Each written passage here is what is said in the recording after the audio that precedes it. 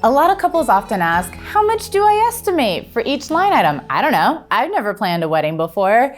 And that's exactly how you should feel. So we're here to help you with that. A good place to start might be like, look on Instagram. Have you been following a wedding photographer that you love? Have you, did a friend have a wedding and you loved their DJ or their band? That's a good place to start. So sometimes you just have to get on the phone, tell them your wedding date, or even if you don't know your wedding date, just to kind of explain your wedding day that you want and get some pricing.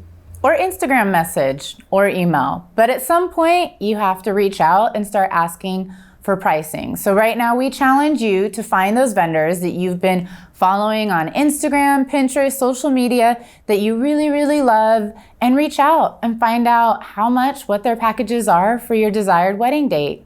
Good luck. Little guest list tip when budgeting.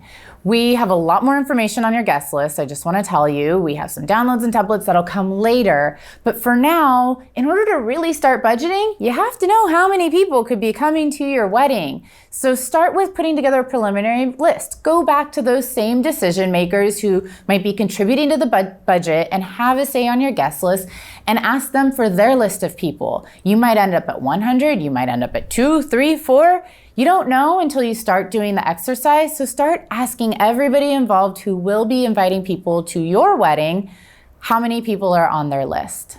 And there used to be this saying or this belief that there's a 10% drop off of the guest list. I just don't believe that. We don't believe that anymore. I think that you could probably look at your list right now and tell me who's coming and who's not coming. There might be somebody last minute who gets sick, he can't come. We always take that into consideration. But for the most part, you know who's coming.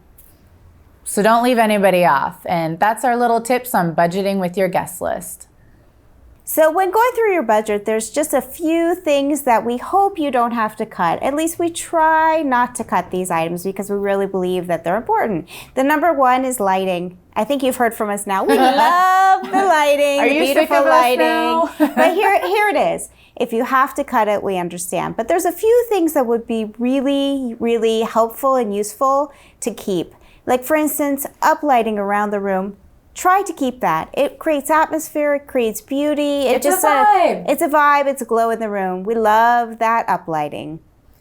Something else we say, try to not cut, is cocktail hors d'oeuvres. I think a lot of times people might think, oh, cocktails, it's only an hour 15, 45 minutes, whatever the length may be, especially if you are serving alcohol. Please do not cut your cocktail hors d'oeuvres because most people are hungry by the time they've arrived early, they've sat through a ceremony, and then when you mix drinking with probably haven't eaten very much for lunch or eaten in quite a while, it's really not a good combination. So really try to feed people during your cocktail hour. And that really leads me to food and beverage overall. Food and beverage is such an important part of your wedding day. I think all of us think of weddings as kind of an extension of hosting something in your home, and you never want a guest, a family member, or someone who's come to visit you to leave hungry. People remember if they felt hungry after attending your wedding, or worse comes worse, they leave early because they're still hungry and weren't served enough food. So food and beverage and serving enough food and beverage is so important and really something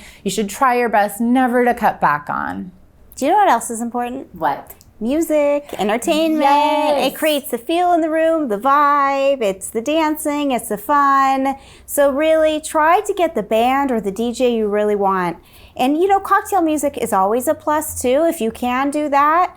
There's different ways around that, which we'll give you in some later information, but try not to cut the entertainment. It's a big piece of the puzzle. Photography. These pictures are for a lifetime. You look back at them, your kids look back at them, you put them up in your house.